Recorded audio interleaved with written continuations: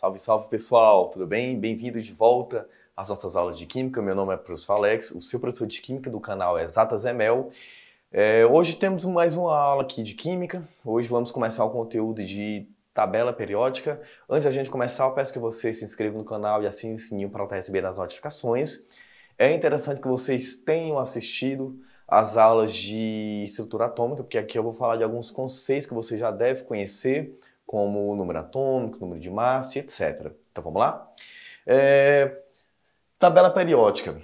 De início, ela pode parecer um pouco bagunçada por conta do seu formato, mas eu posso te dizer com total segurança que a tabela periódica é uma das coisas mais organizadas que a gente tem na química.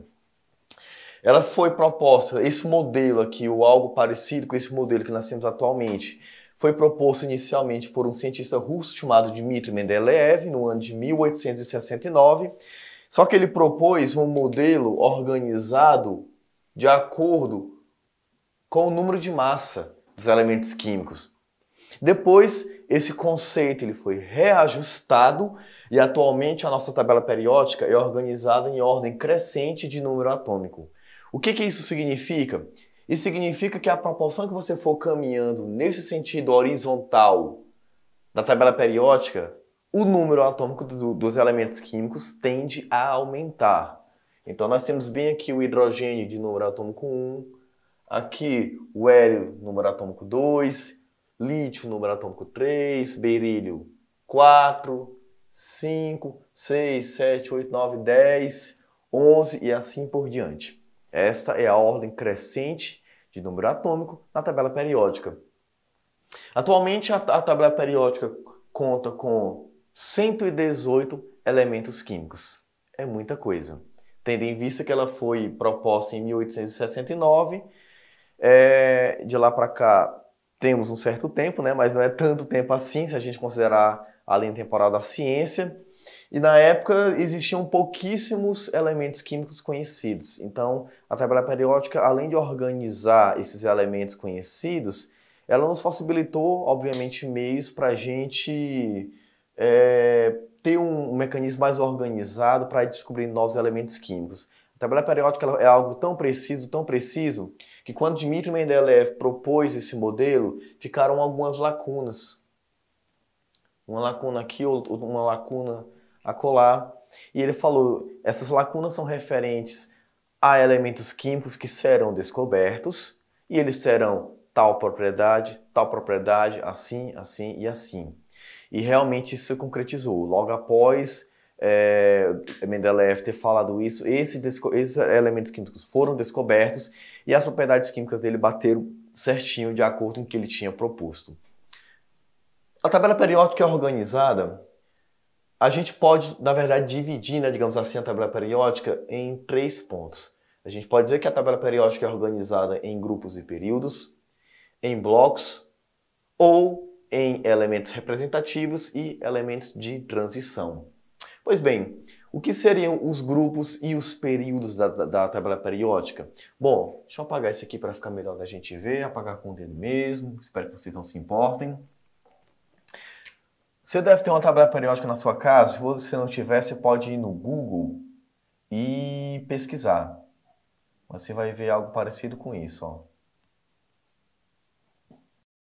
Então, o que seriam os grupos? Os grupos são essas linhas verticais que nós temos na tabela periódica. E atualmente nós temos 18 grupos na tabela periódica.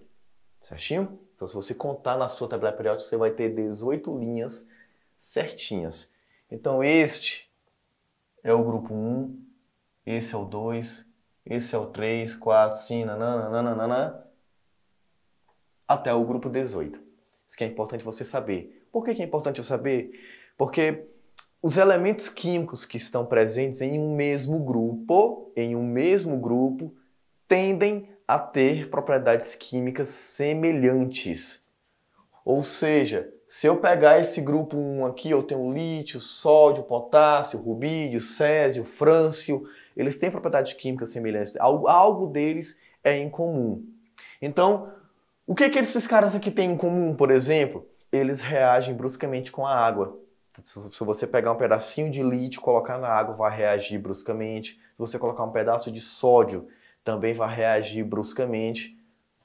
Uma coisa parecida acontece com os elementos do grupo 18. São os gases nobres. Tem hélio, neônio, argônio, xenônio, critônio, radônio. O que eles têm em comum? Eles são elementos químicos isolados. Eles não tendem a reagir com ninguém. Então isso é o que eles têm em comum, por conta da sua camada de valência que é completa e etc. E os períodos? O que seriam os períodos? Bom, se os grupos são as linhas verticais, os períodos são as linhas horizontais. Então isso aqui, ó,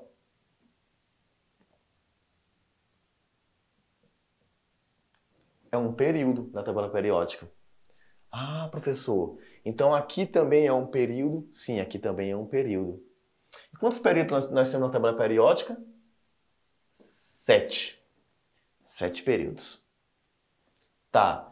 E o que são os blocos? Bom, nós temos 4 blocos na tabela periódica. O bloco S, o bloco P, o bloco D e o bloco F. O bloco S é composto pelo grupo 1 e 2. E o bloco P? Bom, o bloco P vai do grupo 13 ao grupo 18. Certinho?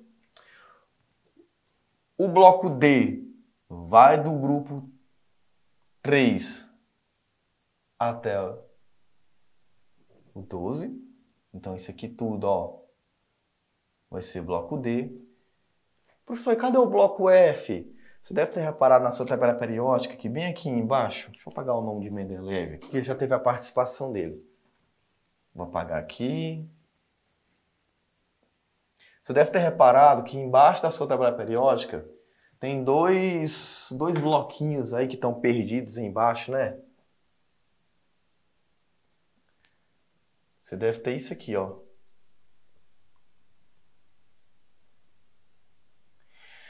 O que são esses caras? Eles são chamados grupo dos lantanídeos e grupo dos actinídeos. Então, todos esses caras aqui, ó, eles estão bem aqui.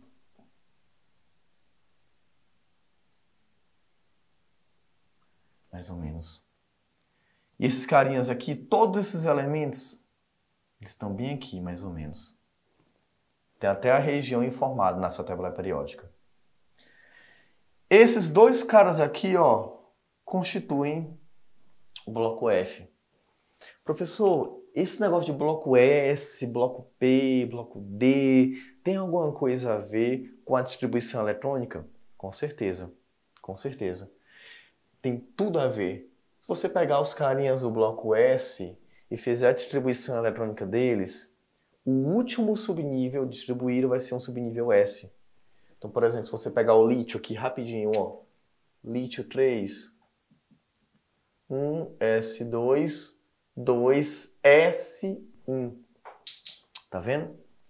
Se você pegar qualquer elemento do bloco P e fizer a distribuição eletrônica, o último subnível distribuído vai ser um subnível P.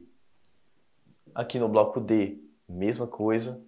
Bloco F, também a mesma coisa. Certinho? E o que são os elementos representativos e elementos de transição? Eu vou relacionar esse conceito aqui com o conceito de blocos. Porque já foi muita informação e tal. Então vamos lá. Elementos representativos são os elementos que estão presentes no bloco S e no bloco P. E elementos de transição, bloco D e bloco F. Então, ó, esses caras aqui são elementos representativos? São. Esses caras aqui são elementos representativos, quem está no bloco P? São. E quem está no bloco D? Elementos de transição. Você pode pensar até dessa maneira, ó. Os elementos de transição fazem a transição entre o bloco S e o bloco P. Está vendo que ele fica bem no meio? A gente costuma dizer que os elementos do bloco D são elementos de transição interna. E os carinhas do bloco F, a gente costuma chamar de elementos de transição externa, tá certo? Bom, as propriedades dos elementos químicos, quando a gente está dentro da tabela periódica, são chamadas de propriedades periódicas. Uma coisa que é periódica é uma coisa que se repete, uma coisa que tem periodicidade.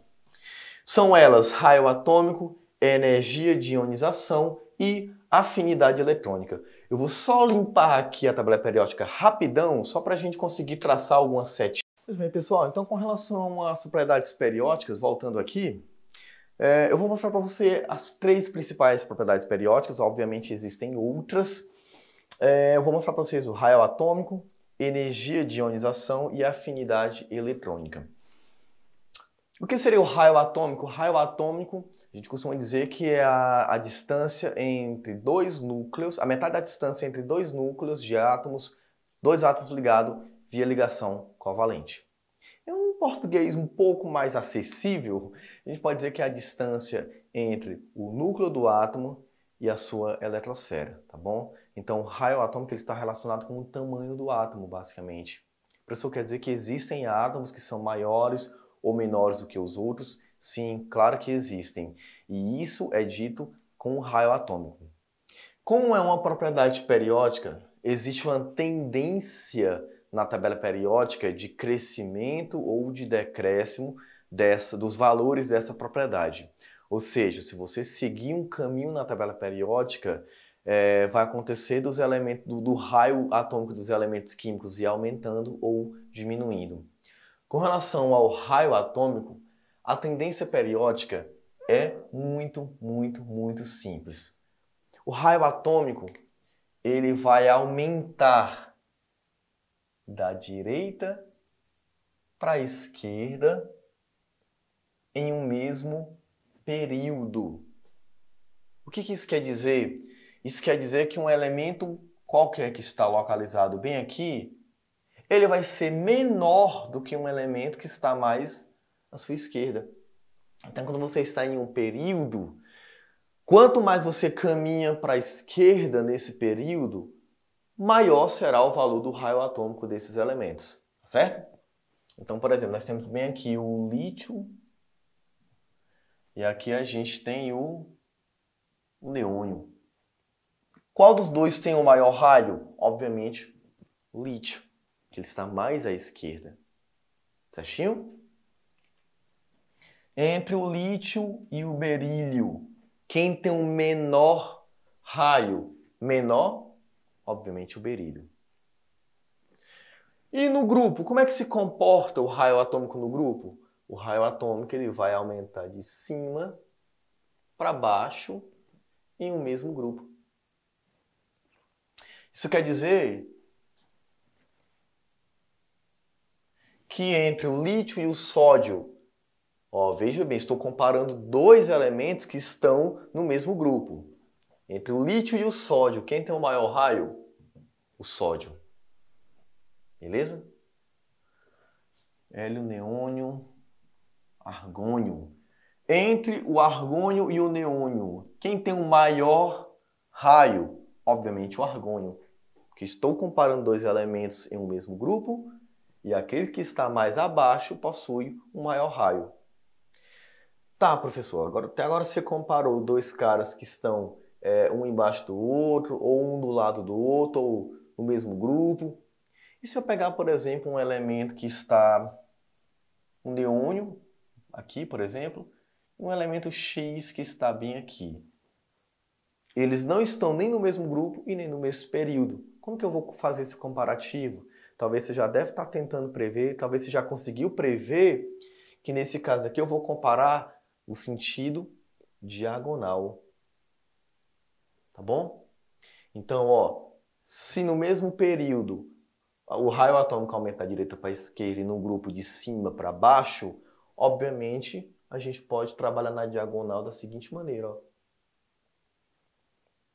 Aqueles elementos que estão nesse sentido aqui, eles vão ter o maior raio. Então o elemento X aqui, comparado com o neônio, ele vai ter o maior raio. Certinho? E com relação à energia de ionização, essas informações aqui eu trouxe para cá. Energia de ionização. Gente, a gente está trabalhando com ionização, ou seja, o átomo vira um íon. Para ele virar um íon, ele pode liberar elétrons. A gente vai trabalhar com a energia, o seguinte conceito, ó, bem interessante, presta atenção. A energia funciona como uma moeda de troca. Então, se você quer o meu elétron, você tem que me dar o quê? Energia. Então, se me deu energia, a energia que eu quero, então eu vou te liberar um elétron. Do contrário, se eu te der um elétron, se você me der um elétron, eu te dou o quê? Energia em troca, tá bom? Ó, dei elétron, recebi energia. Recebi energia, deu o quê? Elétron. Então, o que é a energia de ionização? A energia de ionização é a energia necessária para arrancar um elétron de um átomo no estado gasoso. Beleza? Então, eu vou relacionar energia de ionização e afinidade eletrônica com quem? Com o raio atômico. Bora colocar aqui dois exemplos de dois átomos aqui, de uma representação bem simples mesmo. Para você poder entender onde eu quero chegar aqui. De cara, você já está vendo que o elemento B é maior do que o elemento A, ou seja, ele tem um maior raio atômico. Se eu comparar a distância entre o núcleo do átomo e os elétrons no átomo A e no átomo B, eu vou ver que essa distância aqui é mais curta no átomo A. Ou seja, esse elemento que tem um menor raio, a distância entre o núcleo e a eletrosfera é menor. Ou seja, aqui no elemento A, os elétrons vão sentir uma maior força de atração do núcleo. O contrário ocorre no elemento B. No elemento B, como o elétron está mais longe do próton, ou seja, do núcleo do átomo, a força de atração que ele vai sentir do núcleo é o que? Bem menor. Em outras palavras, pessoal, átomos pequenos gostam muito de elétrons. Guarda isso. Átomos pequenos gostam muito de elétrons. Então, se eu for arrancar um elétron no elemento A ou no elemento B, onde que vai dar mais trabalho? Para onde eu vou ter que fornecer mais energia? Obviamente, para o elemento A. Que no elemento A, a força de atração entre o elétron e o núcleo do átomo é mais forte. Então, se eu quiser arrancar esse elétron, é mais difícil. Consequentemente, eu tenho que doar mais energia. Aqui, ó, é muito mais fácil, porque o elétron está longeão do núcleo. Então, a força de atração é menor. Eu vou chegar lá com energia mais baixa, eu vou conseguir remover esse elétron. Certinho? Consequentemente, ó, raio atômico, né? Consequentemente, a energia de ionização vai seguir um caminho contrário do raio atômico. Ou seja, ela cresce no mesmo período, da esquerda para a direita, e no grupo de baixo para cima. Certo? Tá vendo que é o caminho contrário do raio atômico? Então, ó, entre o neônio e o argônio, quem tem a maior energia de ionização? O neônio. O neônio é menor. Então, como ele é menor, eu vou ter mais trabalho para arrancar seu elétron. Consequentemente, eu vou ter que fornecer o quê? Mais energia. Tá bom? Entre o lítio e o berílio, quem tem a maior energia de ionização? Obviamente é o berílio. E entre o lítio e o neônio, quem tem a maior energia de ionização? Obviamente o neônio. Então, quanto menor o raio atômico do elemento, maior será a sua energia de ionização. Bom, e com relação à afinidade eletrônica, o que é a afinidade eletrônica? A afinidade eletrônica é a energia liberada quando o átomo recebe um elétron. Tá vendo? Ó, a energia funcionando como moeda de troca. Doei energia, liberei elétron. Recebi energia, doei o quê? Recebi elétrons, doei o quê? Energia. Bom, professor, como é que vai ser a tendência periódica da afinidade eletrônica? A afinidade eletrônica ela vai aumentar também da esquerda para a direita em um mesmo período e no mesmo grupo ela vai aumentar de baixo para cima também. Então, tanto a energia de ionização quanto a afinidade eletrônica seguem o caminho contrário do raio atômico. Por que, professor? Com relação à afinidade eletrônica, por que isso acontece? Lembra que eu falei que átomos pequenos gostam muito de elétrons?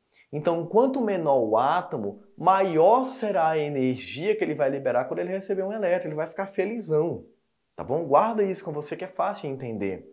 Então, nós vimos hoje a divisão da tabela periódica e as 3 principais propriedades periódicas. Peço que você continue acompanhando as aulas, porque vem aí exercício para a gente fixar tudo isso que a gente aprendeu. Valeu, pessoal!